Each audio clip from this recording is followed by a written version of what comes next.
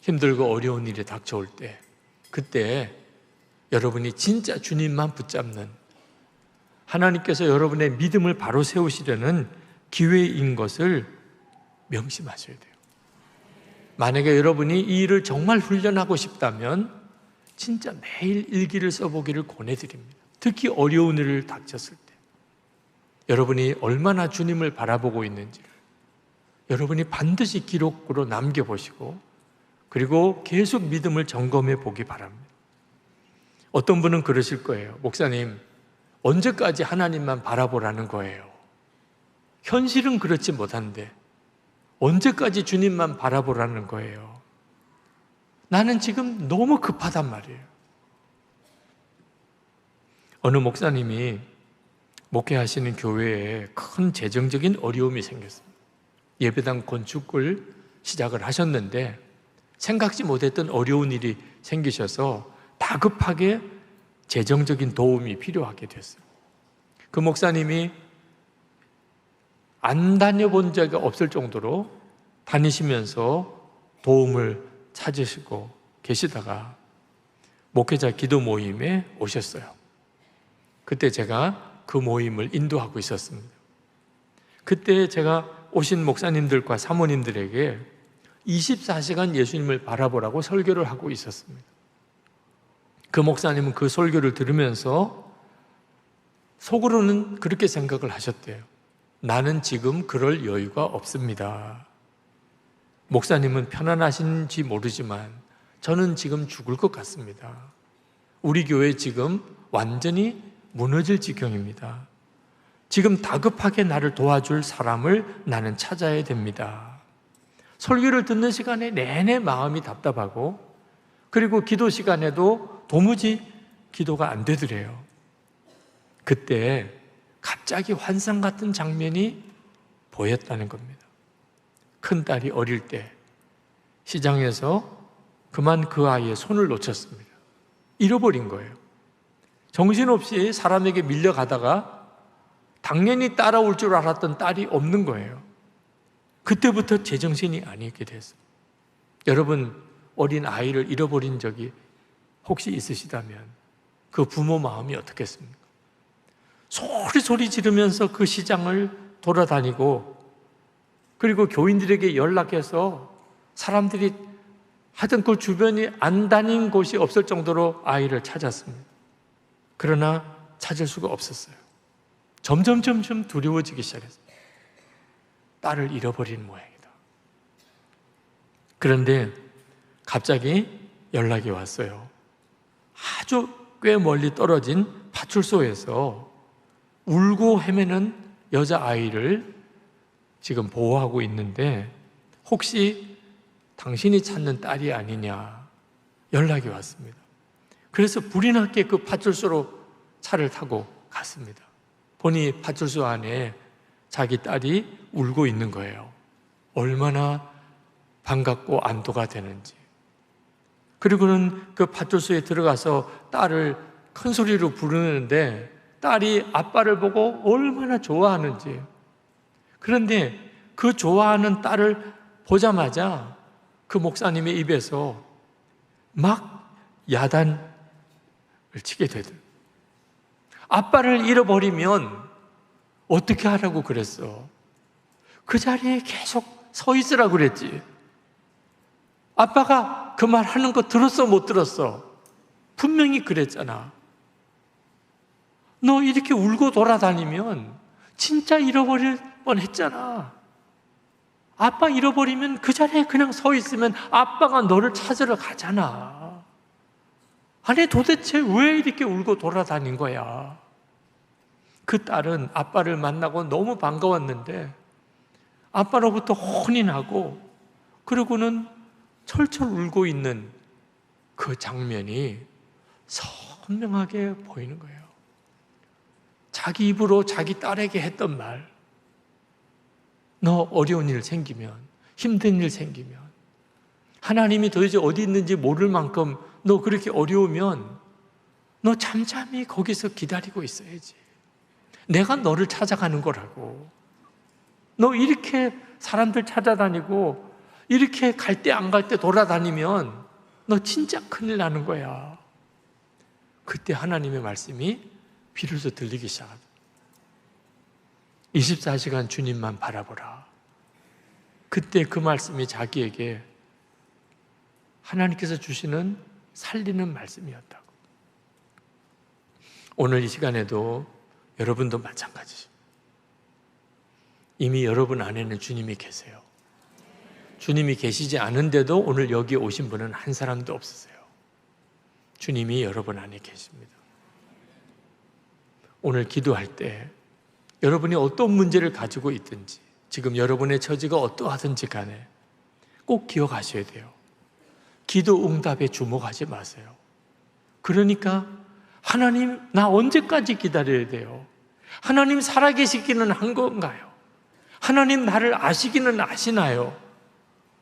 주님은 내 안에 계신데도 그렇게 큰 소리로 소리 지르게 되는 거예요. 왜? 응답만 바라보니까. 우리가 바라볼 분은 주님이세요. 모든 기도는, 여러분 진짜 믿으셔야 돼요. 모든 기도는 다 응답받아요. 믿어지지 않으시는 분이 계실 거예요. 여러분 어린아이가 울면, 그러면 엄마가 와요. 배가 고파서 울어, 똥을 싸서 울어도, 어디가 아파서 울어도 항상 오는 것은 엄마예요. 엄마가 오면, 그러면 엄마가 다 해결해 줘요. 우리도 똑같다니까요.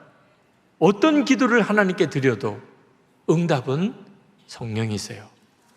누가복음 11장 13절에 너희가 악할지라도 좋은 것을 자식에게 줄 알거든 하물며 너희 하늘 아버지께서 구하는 자에게 성령을 주시지 않겠느냐 하시니라. 여러분이 기도하고 응답 받았는지 안 받았는지는 뭐로 확인하는 거죠? 여러분 안에 계신 주님이세요.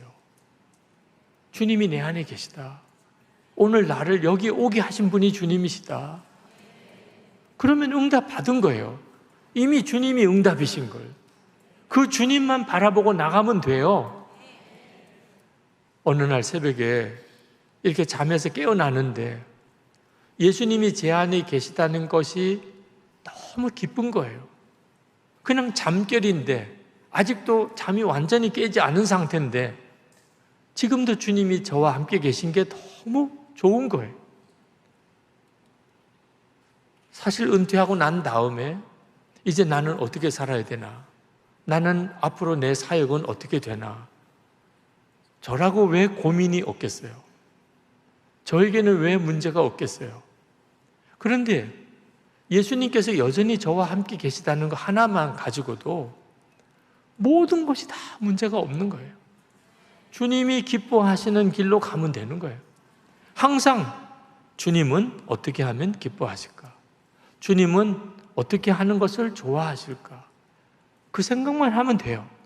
그리고 그렇게만 살면 돼요. 오늘 하루 그렇게 살았어요.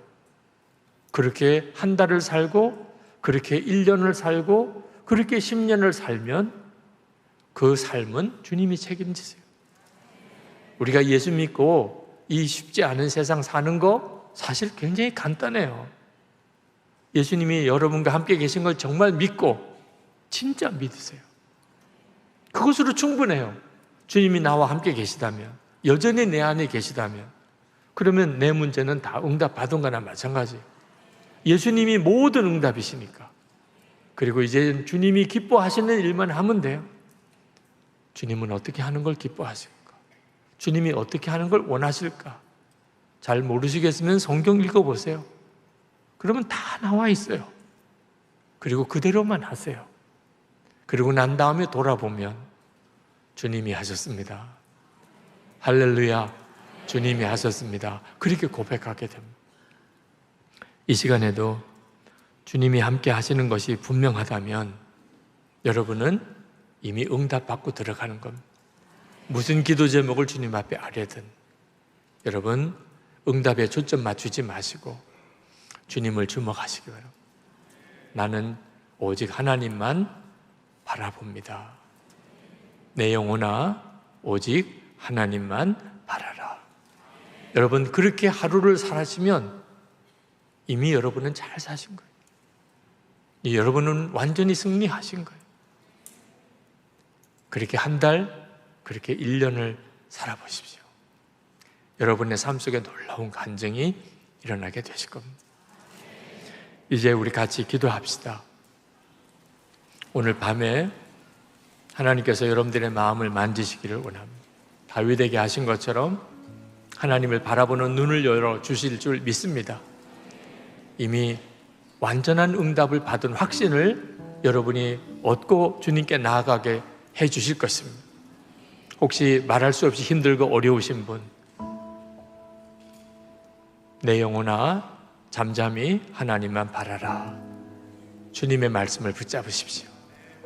주님, 제 마음을 바꾸실 분은 주님이십니다. 두려움과 염려에서 기쁨과 감사로 모든 사람을 사랑하고 세상이 줄 수 없는 평안을 누리게 하실 분이 주님이시고, 오늘 이 밤에 주님이 나를 그리 만드실 것입니다. 이제 간절한 마음으로 하나님께 기도하실 때 주님께서 여러분들의 마음과 생각을 주장하시고 그리고 하나님의 영광을 주목하게 하시기를 바랍니다. 그래서 제가 오늘 다시 부탁을 또 드리고 싶습니다. 여러분, 만약에요, 교회는 이 사무엘과 같은 어른을 만날 수 있는 곳이어야 한다면 두리번거리지 마시고요, 여러분이 사무엘이 되세요. 여러분이 사무엘이 되시면 되잖아요. 제가 5주 내내 생각하고 또 생각해도 청년을 살릴 수 있는 길은 예산이 아니에요. 목사 숫자 늘릴 거예요. 청년 담당 확 늘릴 거예요. 그러나 목사 숫자 늘려서 해결될 문제가 아니고요, 우리 청년들에게 교회는 상처받은 자들의 피난처가 돼야 되고, 그것이 막 떡 사주고 이래서가 아니라 거기 가면 사무엘 같은 어른이 있다. 그 어른이, 여러분이 그 어른이 되시기를 바랍니다. 오늘 우리가 함께 이제 꿈을 꾸면서 다락방에서도요, 이제 개강하잖아요. 여러분, 그 순장님이 그 다락방의 사무엘입니까? 그 순장님이 다락방의 사무엘입니까? 그 반쪽짜리예요. 순장님이 사무엘 맞아요. 그러나 그 다락방에는 사무엘이 한 명만 있지 않아요. 그 다락방에서 7명이 모이면 7명의 사무엘이 있는 거예요. 내가 모든 부분에서 죽을 것 같은데 요 분야는 내가 저 사람을 위로할 게 있다니까요. 그걸 찾아내는 게 원래 다락방의 목표예요. 사무엘이 10명 모인 다락방 신날 것 같지 않으세요?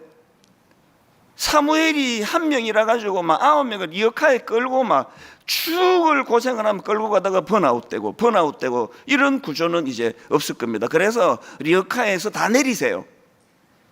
아무도 타시면 안 돼요. 그리고 다 끄는 거예요. 그리고 거기에 예수님 처음 만난 상처 입은 초신자들이 거기에 탈 수 있는 구조가 되는 거죠. 다시 강조합니다. 우리 다음 세대 살려야 돼요. 제가 너무 많이 회개를 했습니다. 대학부 청년부 이대로 두면 안 됩니다. 이제 오늘 공고가 나가요. 이제 대학부 청년부 이제 교역자 많이 뽑을 거예요. 그리고 총괄, 굉장히 청년을 사랑하는, 그리고 경험이 있고 나이가 좀 있는 그런 담임 목사를 대행할 총괄을 또 우리가 청빙할 겁니다. 그리고 이제 여전도사 중에서도 우리 청년을 사랑하는 그런 교역자가 있다면 남녀 가리지 않고 청빙할 것입니다. 그리고 모든 성도님들이 사무엘이 되어 주시기를 바랍니다. 이게 첫 번째고요. 두 번째로, 교회가 상처 입은 자들의 피난처가 되기 위해서는 첫째, 그 사무엘 같은 어른이 모인 교회가 되어야 되는 동시에, 둘째, 여러분, 교회는요 영적인 능력이 나타나는 곳이어야 된다는 거죠. 오늘 본문에 보면은 다윗이 또 위기가 왔습니다. 사울이 다윗의 거처를 찾아내버린 거예요. 그래서 이제 사울이 또 이제 사람을 보내고 그놈 잡아와라. 하여튼 참 질긴 사람이에요, 이 사울 왕이.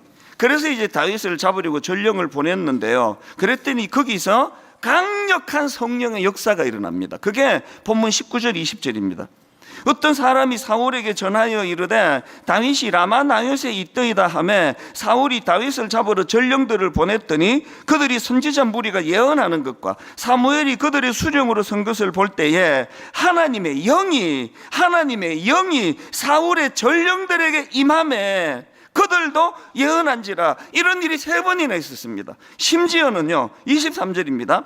사울이 라마 나요스로 가니라 하나님의 영이 그에게도 임하시니. 하나님의 영, 성령이요 사울을 위해서 임하신 게 아니에요. 이 본문에서는 다윗을 보호하기 위해서 임하신 거예요.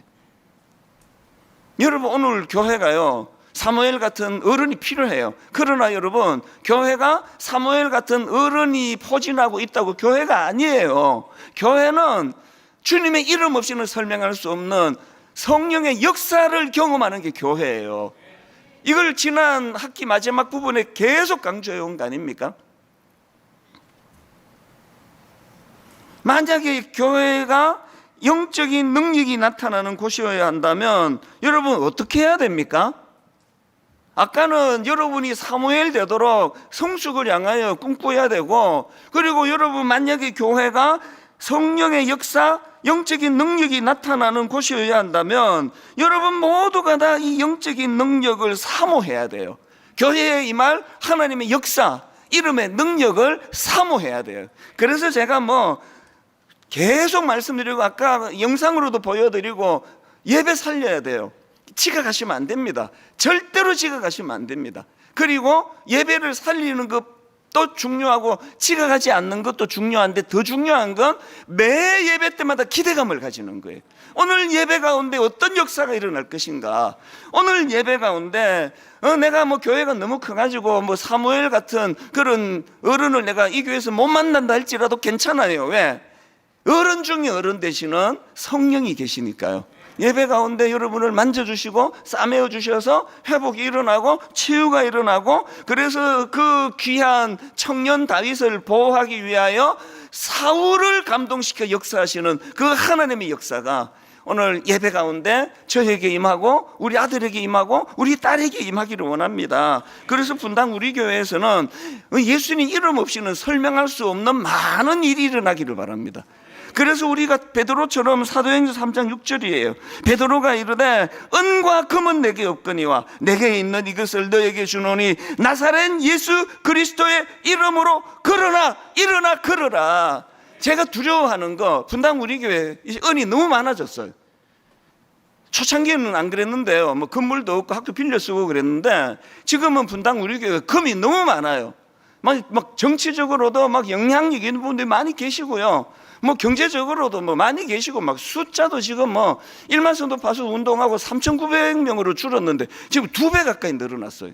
이 등록도 안 받는데도 계속 예배가 늘어나고 너무너무 그냥 풍성해요. 은도 많아요. 금도 많아요. 그래서 우리에게 뭘 못 느낍니까? 결핍이 없으니까 예수 그리스도의 이름이 욕이 나지가 않은 거예요. 여러분 아들 딸들이 지금 믿음이 없는 건 너무 당연한 거예요. 여러분 아들 딸에게 은과 금으로 그냥 도배를 해주는데 그 아이에게 예수님 이름이 왜 필요하냐고요. 이게 반성해야 될 가장 무서운 반성이에요. 여러분 아들이 예수님 이름이 필요합니까? 지금 엄마 아빠가 은도 있고 금도 있고 입시 정보 모든 걸 다 해주는데 이 아이가 기도가 왜 필요하냐고요. 오늘 우리 다음 세대에게 결핍을 줘야 돼요. 예수님 이름 없이는 절대로 할 수 없는 낙심을 경험하게 해줘야 돼요. 다윗을 보세요. 사무엘상 17장 45절. 다윗이 블레셋 사람에게 이르되 너는 칼과 창과 단창으로 내게 나오거니와 나는 만군의 여호와의 이름 곧 내가 모욕하는 이스라엘 군대의 하나님의 이름으로 너에게 나아가노라. 우리 아이들에게는 하나님의 이름이 필요 없어요. 엄마가 칼, 창, 단창, 갑옷 다 줬잖아요. 이게 오늘 우리 현실 아닙니까? 교회는 사무엘과 같은 어른이 필요해요. 그와 동시에 그 어른이 경험한 엄마 품에 안긴 아기가 고요와 평안. 그래서 제가 설교 순서를 예전 같았으면 오늘 걸 복귀 첫 주에 했을 거예요. 이게 지금 바뀌었잖아요. 우리가 아이들에게 은도 주고 금도 주고 이게 아니에요. 어른이 먼저 엄마 품에 안긴 아기와 같은 고요와 평안을 경험해야 돼요. 그래서 저 아이들이 당황스러운 일을 만날 때 그 문제가 바로바로 해결이 돼서 애들이 기뻐하는 게 아니라 우리 엄마 보니까 평온하네, 우리 엄마 보니까 뭐 내면이 고요하네, 이거 큰 문제 아닌가 보다, 이걸 주는 것이 우리의 목표가 되기를 바랍니다. 그래서 여러분, 교회가 상처받은 자들의 피난처가 되기 위해서는요, 요한계시록 7장 17절, 이는 보좌 가운데 계신 어린 양이 그들의 목자가 되사 생명수 샘으로 인도하시고, 그 다음 보세요. 누가 하십니까? 하나님께서 그들의 눈에서 모든 눈물을 씻어주실 것임이니라. 이걸 가르쳐주는 그분이 어른이에요. 그분이 순장이고요, 그분이 목사고요, 그분이 전도사예요. 내가 다 해줄게, 이거는 교회가 아닙니다. 결론을 이렇게 맺기를 원합니다. 저는 지난 여름 내내 꿈꾸었는데요, 하나님 분당 우리 교회가 상처 입은 사람들의 피난처가 되기를 원합니다. 그래서 두 가지, 이제 하나님 이 교회는 사무엘과 같은 어른을 만날 수 있는 공동체가 되기 원합니다. 그럴 때 여러분이 누가 또 나를 이렇게 좋은 어른이 돼서 도와주시가 아니라 여러분이, 힘드신 여러분이 내가 사무엘이 될 거야. 내가 다윗과 같이 나보다 더 절망적인 일을 당한 저 사람에게 내가 사무엘과 같은 영적으로 내가 어른이 될 거야. 그 다음 두 번째가, 교회는 영적인 능력이 나타나는 곳이어야 한다고 한다면, 하나님 오늘부터 제가 이 능력을 사모합니다. 내가 다 해결해 주어서 좋은 순장이 아니라 우리 힘든 순원들에게 성령의 역사와 능력이 일어나도록 내가 저를 위하여 기도할 것입니다. 성령이 일하시는 교회가 될 것입니다. 오늘 여러분 이 말씀들을 한번, 제가 오늘 설교를 짧게 하기로 결심을 했는데요, 왜냐하면 길게 하면 다시 안 들을 것 같아서. 집에 가서 정신 차리고 다시 들으세요. 메모하세요. 그리고 듣고 흘리지 말고 이번 한 학기 내내 같이 꿈꾸시기를 바랍니다. 청년들은 시퍼렇게 눈 떠서 메모 다 해가지고 내가 약속을 지키나 안 지키나 여러분들이 저한테 와서 따지시라고요. 이렇게 이게 말만 이렇게 가느냐, 진짜 가느냐. 여러분들이 이 말씀을 가지고 우리 가정에도 이 원리가 그대로 적용이 돼요. 세상에서 제일 쉬운 게 아버지가 되는 거더라고요. 엄마가 되는 것도 힘들어요. 10달 동안 막 수고해야 되고 막 해산의 고통을 당해야 되는데, 아버지 되는 건요, 그냥 분만실 앞에 가서 가만히 앉아 있으니까 저절로 아버지가 되더라고요. 세상에서 제일 쉬운 게 아버지인데요, 세상에서 제일 어려운 게 그 아이들에게 어른이 되는 거더라고요. 세상에서 제일 어려워요. 아버지 되는 거 쉬워요. 이제 우리 아들에게 우리 딸에게 어른이 되자고요. 이제 우리 아들에게 우리 딸에게 사무엘이 되자고요. 울고 싶을 때, 회사 가서 억장이 무너지는 이런 가슴 아픈 일을 당했을 때, 교회도 그들을 도와주지만, 빨리 내가 퇴근해갖고 우리 엄마 만나야 되겠다, 내가 울고 싶은데 우리 아버지 내가 만나야 되겠다. 오늘 이 꿈을 가지고, 참 이 찬양이 중국에서 만든 찬양이라서 저는 가슴이 뜨거워요. 피난처 되시는 주 예수, 영원한 승리의 왕, 주님의 얼굴을 구할 때 주의 빛 비추시네. 그렇게 공산국가 탄압이 심한 중국의 크리스찬들이 참 남몰래 숨어서 이 찬양을 부르는 걸 상상만 해도 가슴이 뜨거워져요. 오늘 우리 한번 이 찬양 같이 불러보기 원합니다. 욥은 나중에 이렇게 고백하죠. 나의 가는 길을 내가 알지 못하지만 내가 정금같이 되어 나올 것을 나는 믿습니다. 그에게 고난의 이유가 설명된 것이 아니라 하나님이 어떤 분이신지를 깨닫게 될 때 그의 고난이 이해가 되기 시작하고 그의 고난에 기대가 생기기 시작해요. 이 어려움과 고난, 우리들의 염려 가운데서 우리의 믿음이 성장합니다. 여러분들의 삶이 성장하게 되어 있어요. 그것이 우리들이 감사할 수 있는 일이죠. 아주 오래된 예화, 아마 여러분들이 여러 번 들어보셨을 것 같아요. 저도 어렸을 때 그 부흥 강사 목사님들이 오셔서 이런 이야기를 하면 굉장히 이렇게 나도 언젠가 한번 비행기를 타봐야지 뭐 이런 생각이, 요즘은 뭐 비행기를 타본 사람이 대부분이니까 그런 느낌이 없었겠지만 옛날에 비행기를 타보신 목사님들이 와서 그런 얘기를 하시고, 여러분들 비행기를 타다 보면 먹구름에 또 막 비가 내리는데도 비행기가 쫙 떠가지고 높이 올라가서 구름 위로 올라가면 찬란한 태양이 비칩니다. 막 비행기 타보고 와서 그런 얘기하면 나도 언젠가 타봐야지. 비행기를 타보니까 진짜 그래요. 비가 오는 날 비행기를 타고 그 먹구름 위로 올라가면 찬란한 태양이 있어요. 오늘 우리들이 예배드리는 이것만으로도 굉장히 좋은 예화거리예요. 이 밖에 이렇게 더운데 요 안에 들어오니까 시원해요. 다른 세상이 있는 거예요. 우리들이 이해해보지 못하고 우리들이 경험해보지 못했던 다른 세상이 우리들에게 있는 거예요. 우리는 염려의 영역에서 살 수도 있고 똑같은 염려 가운데 감사의 영역으로 들어올 수 있어요. 어떻게? 하나님이 하시는 방식을 내가 믿으며 하나님이 선하신 분임을 우리들이 고백하기 시작할 때 우리들이 감사의 영역으로 들어오기 시작해요.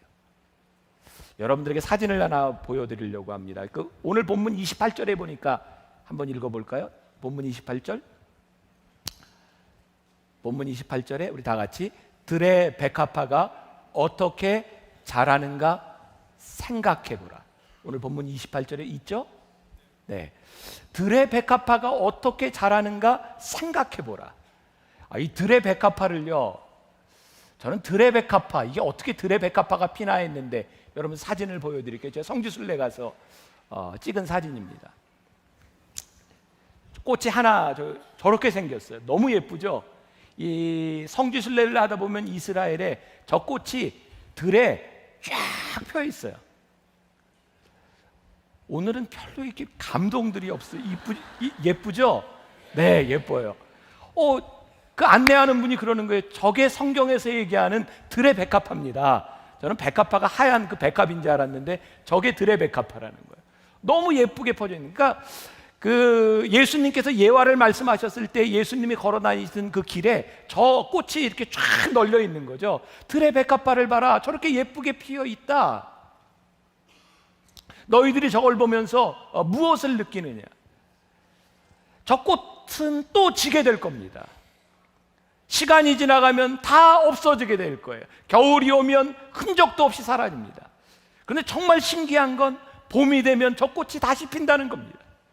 우리들의 눈에 보이지 않는데 저 꽃의 아름다움이 사라졌는데 다시 저 꽃이 피게 될 것이라는 겁니다. 들의 백합화를 봐라. 하나님께서 저들을 먹이시고 입히시고 저렇게 아름답게 만들어주시는 것을 보아라.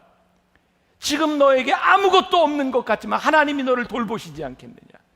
우리 주님께서 우리들에게 주시는 말씀입니다. 빌립보서 4장 6절부터 7절까지 말씀해 보니까 같이 봉독해 볼까요? 여러분들 한 주간 이 말씀 붙들고 살아도 좋겠어요. 아무것도 염려하지 말고 다만 모든 일에 기도와 간구로 너희 구할 것을 감사함으로 하나님께 하려. 그리하면 모든 지각에 뛰어난 하나님의 평강이 그리스도 예수 안에서 너희 마음과 생각을 지키시리라. 염려하며 걱정하는 것이 아니라 기도하며 염려를 넘어가라고 말씀하세요. 이 마태복음 5장 34절에 보면 한날의 괴로움은 그날로 족하니라.